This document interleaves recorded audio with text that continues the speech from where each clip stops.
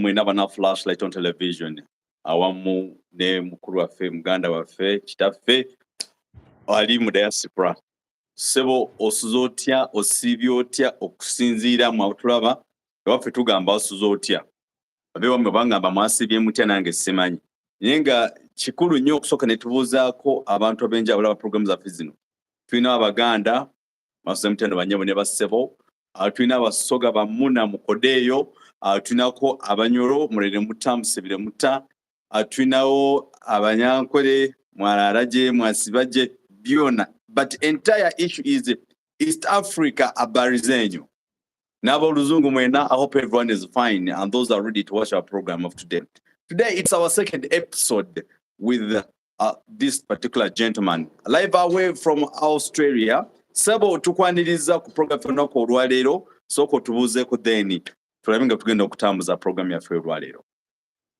Neyanziza Dr. Ayewa mbabuzaako mwenna abampuliriza eno saawa zigenda 11 ez'akawungeezi tunyuse endowooza Uganda muri musaawa nga 3:30 mwasuze mutya era musibye mutya mbagaliza olunaku olulungi and work hard. Oh wow. Sabo tuyanze again. Omanyi tekimpa maanyi bwe mpuliramu abantu abali mu diaspora amaloboozi gammwe ne mutwegattako ku ndowooza oba ku bice bigenda maaso mu nsi yaffe Uganda and it's very important buli muntu alete endowooza ye twata obudde obusinga ngamba nti nga tona bakugamba gundi tonyambye gw'omuyambye ki era kyobola nti information is power era mmwe bwe tukyaza abantu nga mmwe ne mutugattako ne mutuwa ku magezi ntitwalikoze be tuti naye ate mu abatusingako kisinza obbaagalako kikimu nti mugenda ne mutugamba nti eno Uganda yammwe bavubuka naffe amaanyi gatuddamu ne tugamba waayo olaba oli ayogedde bw'ati nange kankolewo nti ndabe nti tuzimba ensi yaffe naye nga all the same I still congratulating everybody bonna ababaka abayiseemu abagudde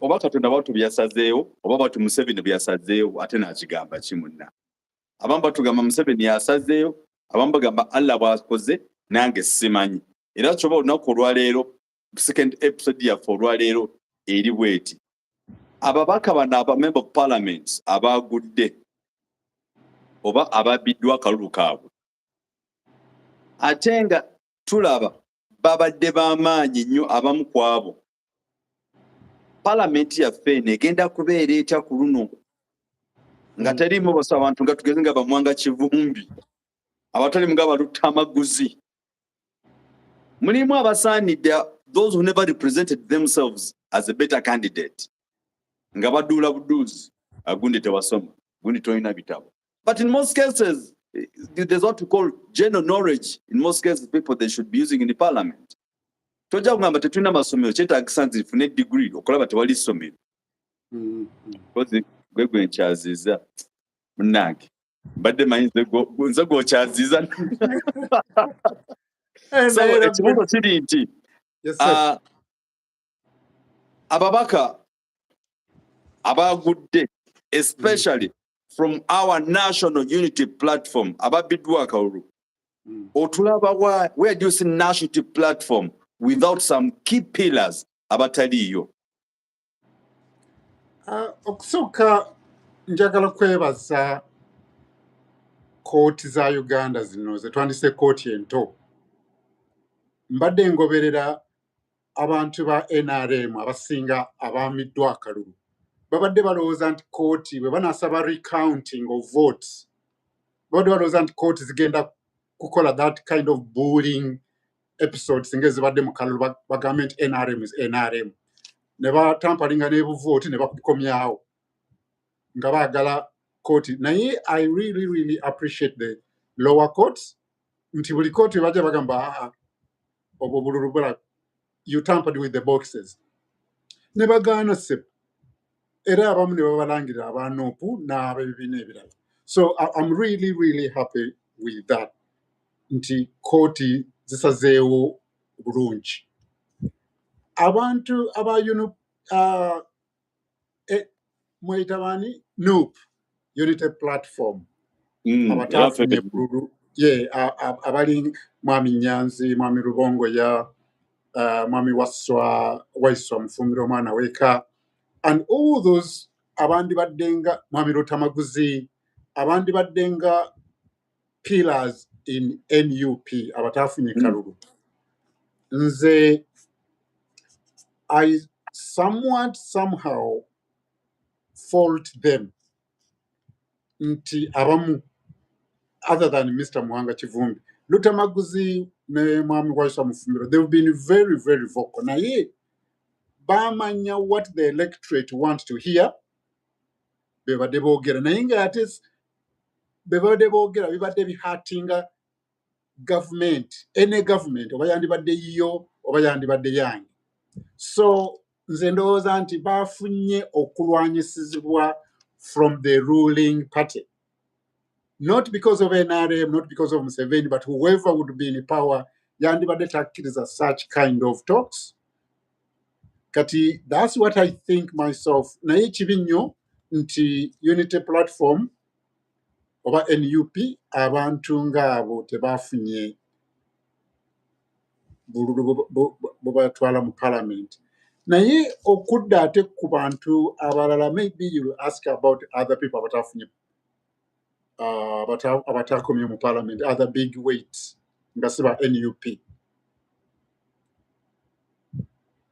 Okay, now era wenyini tuka tusemba kati, what do you think if member of parliaments can be allowed basobola okukkirizibwa ne recounting obululu bwabwe? Why is it so nti nako aka Museveni awamu n'omukulembeze His Excellency Bobi Wine kote tebagala kaddibwemu oba bazzeemu kali aka wansi? Lwaki n'akawa president tetuddamu ne tukabala ne tweyimirirako ne tulaba ne bagamba these boxes? Ekyo kyenabaddeko owulira mukama wange nti ekyo kyenabaddeko jjo ne ŋŋamba nti I insist nti wabeerewo Munnayuganda agenda mu kooti.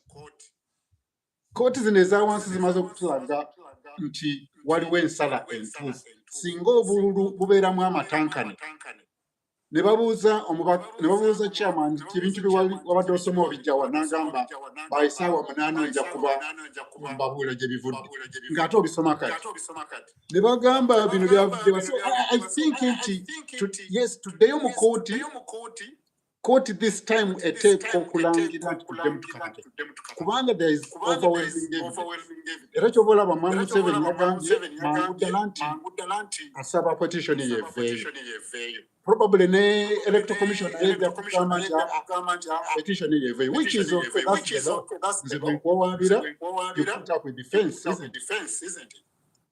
Kale nze ngamba nti nga akawansi bwe bagambye kaddibwemu oba bagambe nti kabadde tampered with, balangirire the right person, let's go back to court.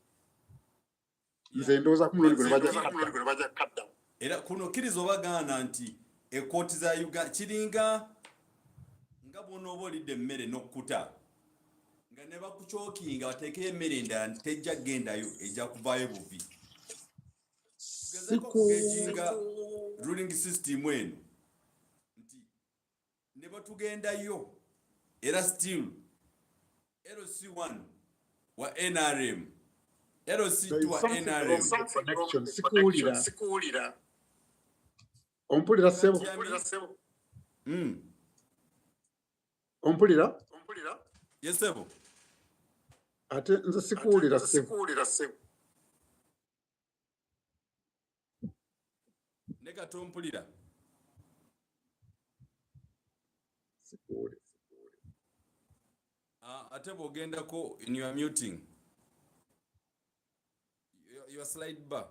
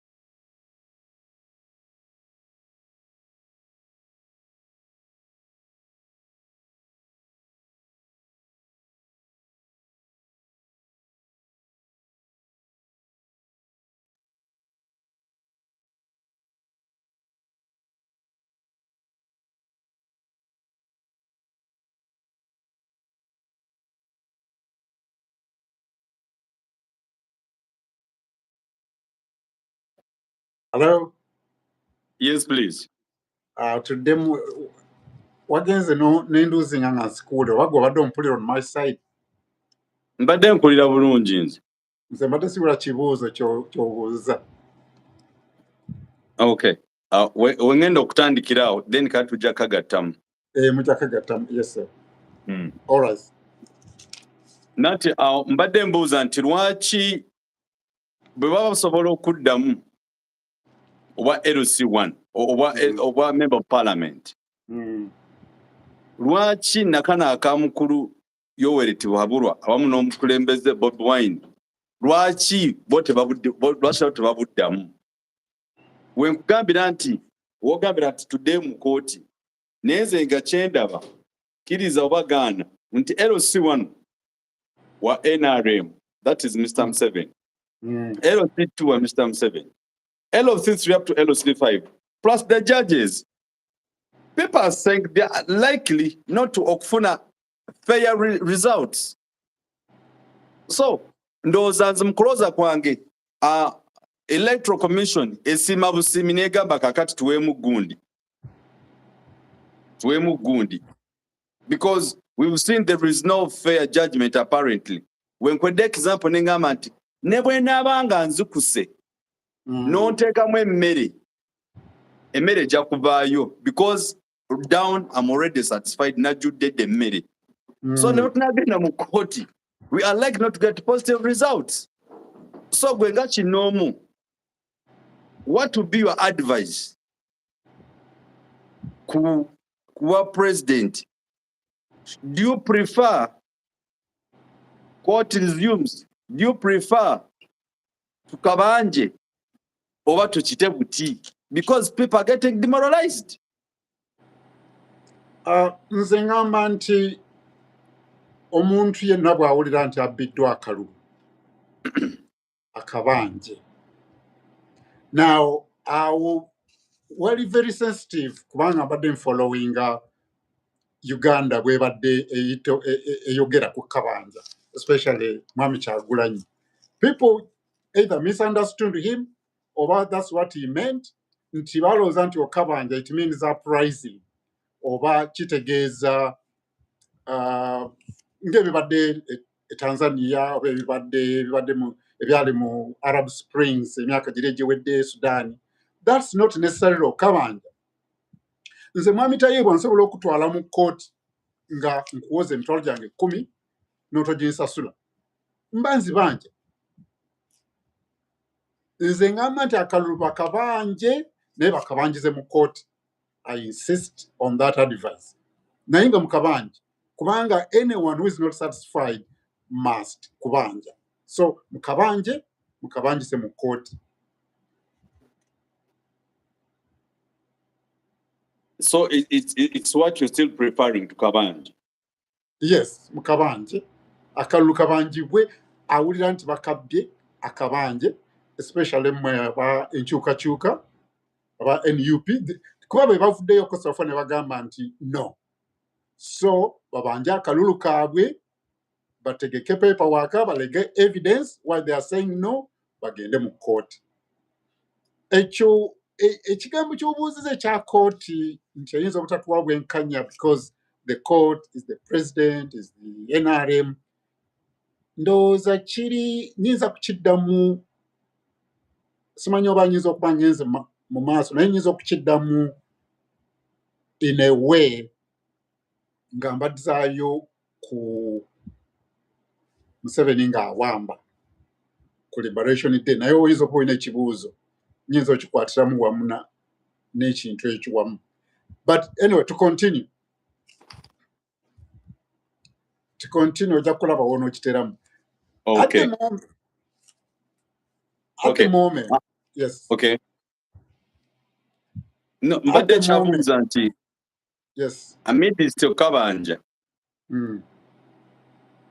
kandeke example emu. Wali obanjizaako nono si kubanja nga gwe ali eyo mu nsi eyo gy'oli muyina eddembe lya buli kintu ne mu Uganda eddembe lya buli kintu lyaggwawo teririiwo. Tukabangize mu kkooti ya East Africa eya wano eya Justice Flavia. At the moment, Justice Flavia is a young man, probably younger than the previous ones. Remember Dendaba? Ate mupya, nze ndowooza tumuwe challenge eyo. Bebe we ate oli wa ddembe okukirowoozaako bw'otyo. Naye ekibuuzo simanyi omaze ebbanga ki nga toli wano mu ggwanga. Waliwo okubanga ng'obanjanga ebyaddala ng'olaba nti nno eno emmundu ngibanja. Oba emmotoka eno ngibanja. Ona ne resiiti yaayo. N'omusajja wa URA n'akugamba eno emmotoka waliwo nannyiniyo. Ng'oli wajja n'agamba va ku ttaka lyange lino. Omulamuzi n'akugamba ettaka baaligula dda. Nga you have the original proof. So this is what is happening in Uganda. People don't, especially in those big offices, people really don't appreciate, don't accept the wrong things that they are doing. People are just in the prosecution. When we example mukulu ono Mwanga Kivumbi, whatever is taking place on his side, it is his just okubeera nti ali true and truthful to his people and for the country. We wali mukumunyigiriza. Abagamba zayina evidence. Abantu bakuba amasasi mu garage yange. Yes, Ate garage yali ku kkubo. Nalaba clips, yes. Agamba nti yali personal tarring center ye. Yes. Ate nze nesimbawo ko kuba nanoonya akakalo ako bwa MP. So yeah, okola nawe tarring center yo, that which is true. Wokunganyiza gundiro then nobitwala ku electoral gundi ya muweberwa ku district wherever it is. Naye ekyo kinzizaayo ku Mwami Museveni nga yakawamba. Omukulu yatugamba nti this is not just a mere change of guard. Yes. N'agamba nti oba ebintu obadde mubiwulako mu abakyali abato nti bwe yali alayira yagamba this is not a mere change of guard but a fundamental change. Yeah, bwe twayogera. Bw'ati bwayogera. Nze bwe baawamba nali ku myaka nga 14 Museveni nga awamba. Era olw'okuba nti waka waliwo radio abantu bajja edda bwe baalinga bawambe basobanga bakuba obuyimba obuli awo tobuwulira. Twali tuli awo ssaawa bazaalinga ziwera 5. I can't forget. Twali baana bato. Musajja n'agamba Walter Ochora tuwange. Byenzijukiramu ebimu n'agamba Museveni must report the officers' mess.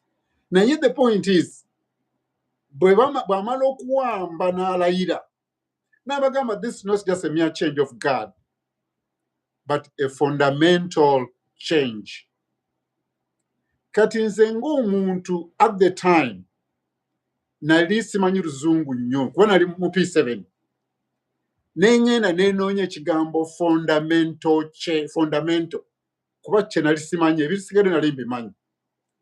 Ekigambo fundamental kye yakozesa tewali yakitegeera ndowooza including the Mbabazis. Kyali kitegeeza nti there will be no change. That's what he meant. Kubanga yagamba this is not a mere change but there will be no change.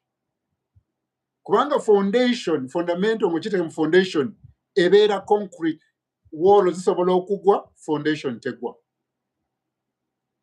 Bw'ogenda nnyo ne mu dictionary kuba nagenda n'enkinoonya. Fundamental is like a canonical thing or a cardinal thing. It's unchangeable.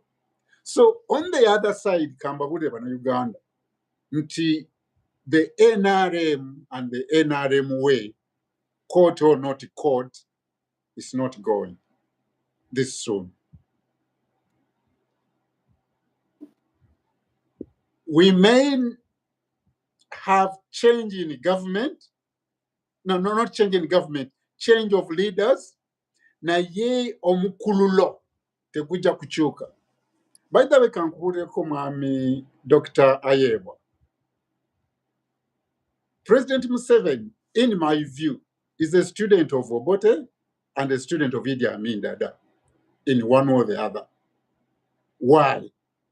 Nti bw'amala okusoma ye kenyini agamba nti yakolako mu office ya president at the time. Yali Obote mu research oba ya security, isn't it? Tosobola kukola in a president's security organization noberanga you don't liaise obanga togenda komu office ya mukulu w'amagye who was Idi Amin Dada muteeka kubanga waliwo bye mukwatagana omukulu n'akutuma eno naawe n'ogenda eno. Bishop okiraba kati as a young man alina byalabiranga ku Obote alina byalabiranga ku Amin ng'akola emirimu gye. So right now, and those two people, President Obote, the late, yali agala kufuga for a long time. President Idi Amin Dada, yali agala kufuga for a long time. Evidence in my life president. So their student, who is our president, also yali abagamba at the time, this is a fundamental change, which means no change. Era zenga abagamba, waliwo yeta political destroyer does sina sobola binonya wabera obukripu n'agamba abantu abalowooza of change of government mubirindeko for a long time. So what will change right now nti omuntu anaddako okufuga must be in a movement kind of ideology. So bwemba mukabanja not in okusikula enfuufu naye in a movement kind of ideology. N'abo abalamuzi bajja kukabawa. Okay, maybe, hopefully, if all is well. Katugendera tulabe manyi nze I believe in two things. Nti buyinza okuba tenebuleeta embeera ate empya obutabadde. Nenga my urge is all Ugandans kindly wherever they are, they should if we can have maybe our command center nibagamba why tukoleko kino twegatigata tunetubanjamu mu embanja very healthy, because me I'm worried of where this country is heading. Because people in diaspora, you want to come back to Uganda. But when you hear such a kind of things, you don't feel like you should come back. But I know with the time we have to be there. All right. Every genda masomo ba abatafu na kalu abamu ne president okutwaliza wamu nenga bamala okunyikirizibwa.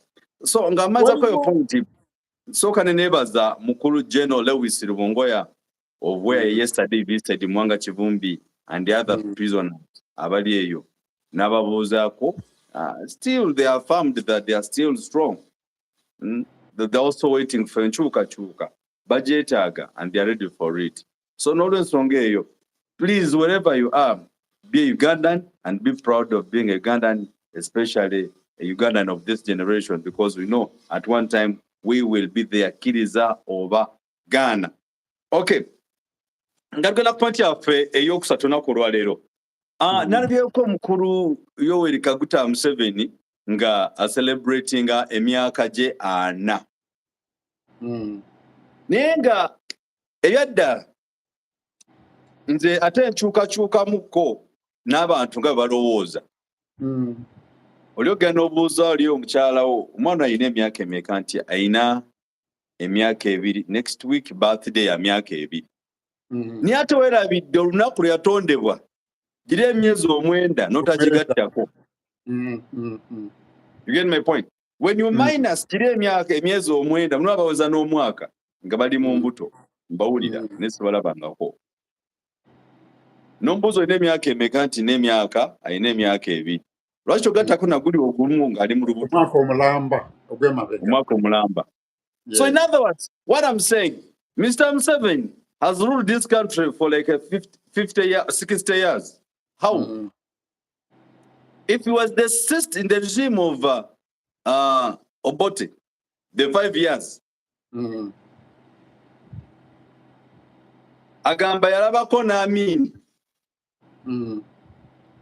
ne namulwanyisa mu ngeri emu oba endala.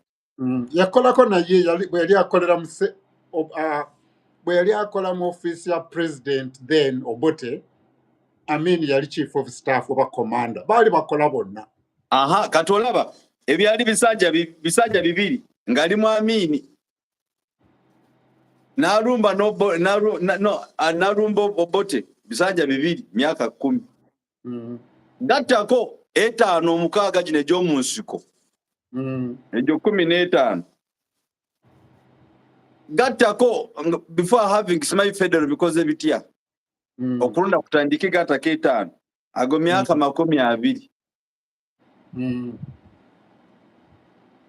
Kati ebyaddala yakatufuga emyaka emeka si kyegyo 6 agana myaka 6 in one or the other. Why should Ugandans celebrate 40 years? So bebalinga omukazi ayina omwana ne bamugamba omwana ayina emyaka emeka nti ayina emyaka 2 nakiri kigatteko ng'ali mu luuto. So na Museveni atugatteko kino ng'ali mu nsiko ng'abantu nga bali mu kuttibwa, abantu nga bali mu kufa. Agatteko nagino ng'akyali mu Yekolera wa Amini wa Obote, simanyi ng'akyali chief of intelligence, whatever it is. But where about today ne balaba, are we right there? Is this the country we need? Begomba ku nsi yaffe amidisi kwebaka kunywa waragi binabagala nnyo okugenda mu maloogi, leave those ones aside, bibyo bitambula bulungi. Naye bino ebigasa buli muntu byo nga tebitambula. Otuwa magezi ki omukulu? Nga ggwe ali e Bulaaya, where would you wish this country to be? Nze ensi wenjagala ebeere unfortunately tenabeerawo. Nayinza okukyatributinga ate si kuyinza everything battributinga ku leadership. Kabe waka abaana bwe baba tebakola bulungi bagamba omusajja oyo oba omukazi oyo abaana bamulema. President Museveni oyinza okumuwa emyaka eyo yonna gy'ogambye nti afuga, naye nze kamuwe 45. 5 gy'abadde mu nsiko, he had jurisdiction kubanga yabeeranga giri emirala ayinza okuba yali alwana oba yali under people, but 5 gye yali mu nsiko olwamala okuwamba kabamba awo ne batandika, he has already has some kind of jurisdiction. Ekyo ekibanja kye bawambye ekitundu kye, kubanga nze nzijukira ffe Busoga tetwabeera na lutalo naye nga tuwulira nti ne LC zaatandika dde okukola in other areas. So yes, myaka 45 nsobola ogimu. Now the thing is, obeera oli awo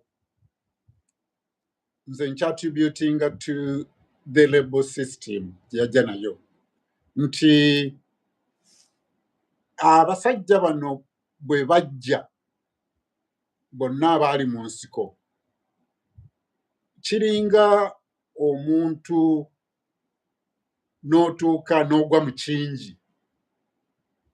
Bw'ogwa mu kingi n'otandika oba waali olonzeeko emiyembe nga mukyali baana bato wakulirako mu kyalo ne musanga gyagudde wabeeranga emiyembe giwooma ng'ate omuti guli wala nnyo, you cannot just find it, wabula asooka okeera osanga gigudde ne mulonda baba muvudde ku ssomero. So that's really what happened to start with. Abaana ne batuuka ebyo by'owulira beddiza amakolero beddiza gundi, that was not kweddiza amakolero, no. It was a little bit of shock nti nnyingidde Kampala sirina mpale naye kati ndaba empale we ziri. So abasooka in that gundi ya Museveni n'arelaxingamu, this is what I think, that's my observation, n'arelaxingamu ng'abaana be nga bagamba akuba owe akuba awumba aba awumba nagamba waaye abaana bange kansooke mbaleke gundi katwale gundi kafune mu nnyumba y'ekkololo gundi kagire gundi, then ono bw'afuna then n'owa wansi n'atandika ate oba mukulu mukama wange afunye ennyumba nze ate kanfuneyo just emitwalo 2. then abaana baabo abaava mu nsiko nabo kati ne batandika okufuna ebifo okitegeera kati sisitimu eyo ey'obutakolera bintu nga bwe byandibadde nze ndowooza nti yaviira awo n'eraga yamu ku katono. Yes, we have peace, emirembe egyo gibaddewo. Right now ekyo oyinza obutakikkiriza nga what is happening in Uganda. Naye enkola ya NRM oba eya Museveni nti bw'ofa ku mudaala gwo, enjawulo eriwo omulembe gwa Museveni nagira egyayita nti untargeted beating ezo oluusi teziriiwo. Luli bw'atambulanga oba olyani oba olyani nga mwenna wata. Naye right now bw'oba tokutte ku ntebe oba nga togyegwanyiiza osobola okusuubula n'obeerawo. You get that point? Nti yes, tulina emirembe gyegyo emirembe gy'owulira gye twogerako ffe ng'abantu oba abantu gye boogera naye ng'ate tegiriiwo kuba Mwanga Kifundi ali mu kkomera, waliwo abaana abali mu kkomera hundreds of them, abamu bagamba tebaddanga. Naye ogenda okesanga nti afudde ku mudaala gwo, fa ku mudaala gwo, fa ku flashlight yo, ojja kubeerawo, ojja kwebaka era ozuuke. That's the NRM way. Naye nga ensi weeri, we just need omuntu who is strong with corruption, bajjewo bureaucracy, abantu balagire nti kwegamba bwe tuba tuzimba luguudo. Ate gundi authoritative gundi ya CDF eyo singa agiza ku action and national development. Nze nva wano nengana ne mu office nengamba mukama wange kankole naawe free of charge. That authoritative gundi n'agamba mu kifo ky'okutweetinga n'agamba nti parliament bagisige rangi batandike kati nkomawo enkya nga bagisiize. N'agamba nti kiki nti oluguudo oluva e Kasenyi ogende ewa musajja mukulu e Kamuli bagenda dukola sente we ziri balukole. N'atambula with that authoritative gundi n'etandika okola. That's fine, but other than that ensi weeri si we yandisaanidde okubeera. It should have been more than that after 40 years. All right. Era sebo nze ngamba nti tukwebaza bwebaza nti akaseera k'otuwa no twilight gwe ngali mu diaspora ebintu obiraba otya era mbwotyo bw'obirabye ebigenda maaso mu ggwanga. Naye nga all the same I'm still encouraging bannange buli muntu agenda okulonda bino aba LOCs nkusaba weebereremu.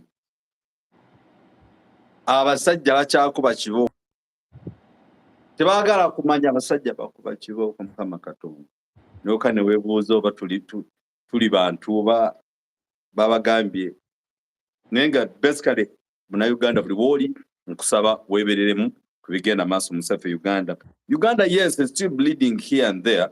Naye nga nebaza abantu ali mu diaspora mwebale kye mukoze ennyo okuteekako ettoffaali ku nsi yaffe Uganda. Because if it was not you, kiriza obagala. By the way, mawali mu diaspora mwafuuka capital assets ya Uganda. Edda twalina kubagamba nti gundi what's our capital assets ameziriche olina kugamba tuyina emmwanyi tuyina tobacco.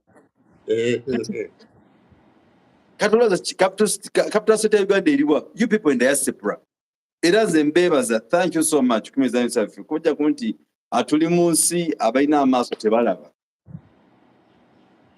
So me I totally appreciate mwebale nnyo mwabagatako amaloboozi gammwe ku nsi yaffe Uganda kama tinekulakulana. Bannayuganda nga twagamba nti in most cases we come here to si kwolesa bwenyi bwaffe naye tuwayeemu gw'okiraba otya era nawe okiraba otya. Era number watchment you can add value to these kind of programs.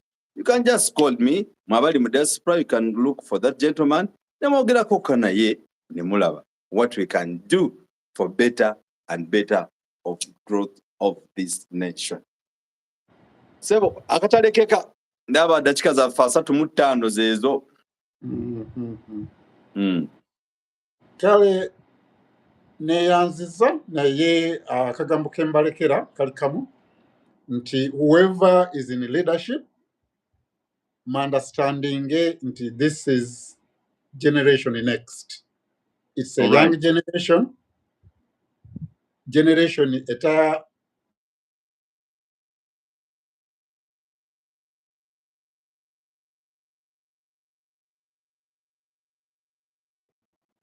so the government must know but balancing their rule of law and understanding the young generation. All right. Webale nnyo, webalire ddala. Nakala katalega kusaidi yange bananga every Ugandan wherever you are, kindly let us pray for Dr. Kanal Kizabesje, who was taken to hospital yesterday. So mbasa mwena buno Uganda wali tumusabire asobole okudda engulu. Ate necha tuongere okusabira omukulembeze waffe Greater His Excellency Bobi Wine wherever he is, Katonda ye amukuumire yeeyo gyali. N'abakulembeze abalala abatayinaamu efutwa nabo Katonda abakume gye bali. Mukulu nkwebaza akaddeko ne byonna by'okola ne research gy'okola okusigala nga oli ku mukutu gwa Flashlight on television. Era bonoofuna abantu mikwano gyo, they are also welcome to have this discussion with us. Akume atakumira mpeera. Obeere bulungi. Mwera. Amen.